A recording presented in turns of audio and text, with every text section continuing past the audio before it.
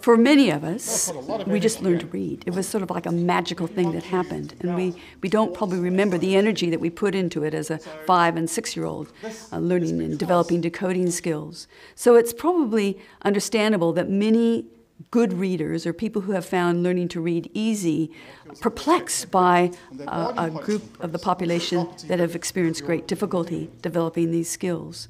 The neuroscientists have done a lot of work on the brain, and it's clear that dyslexia seems to have some sort of genetic basis.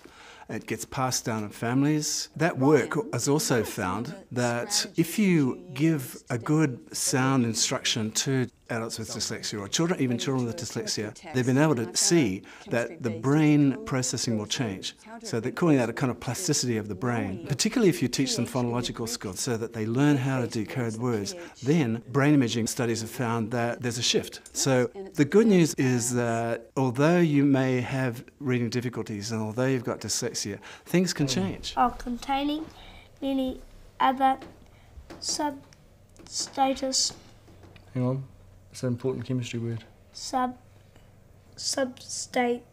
Substances. So, to absorb. No. To obtain. Yeah, good. Pure iron. For example, one must separate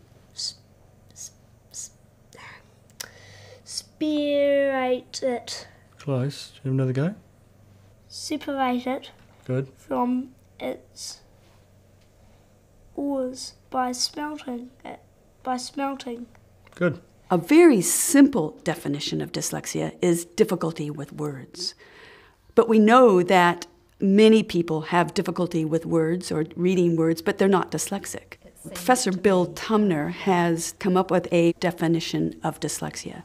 His definition is that it is a persistent difficulty in otherwise normally developing children. And we mean that they don't have any visual difficulties, they don't have any hearing difficulties, they don't have any other cognitive delay or major learning difficulties. These children have been exposed to research-based reading instruction and intervention, so they've been well taught.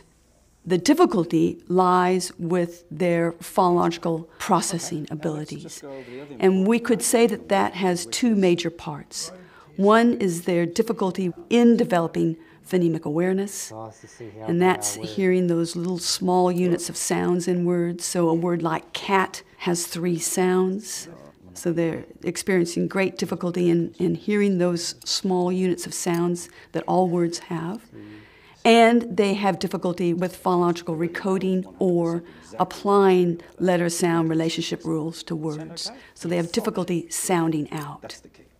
The whole idea of dyslexia is contested because so many people have looked at it from so many different angles. But I just sort of look at it from a practical point of view. If somebody's got dyslexia, somebody is quite good in terms of language. Their language is good. You can read a book to them, they can tell you what it's all about. You can discuss things with them, they've got lots of good ideas and so on. But when you give them a book to read aloud, they struggle. And so that's the difference. Turing. Good. There are some myths associated with dyslexia. For example, that more boys have dyslexia than girls, and that has not been shown in the research. Dyslexia is not letter reversal. Many children, when they're learning to read, will reverse letters or read on instead of no or saw and was, so they'll reverse words. Dyslexia is not a visual issue. Often eye training has been prescribed for children with dyslexia, but that's not the cause of dyslexia. Dyslexia does not go away. There's not a quick fix for dyslexia. It will vary from individual to individual. Dr. Sally Shaywitz says that dyslexia robs a person of time. And so time is something that they need. They need more time to read, they need more time to write. So the decoding is a slow process, and they rarely develop the fluency that a normal reader would develop.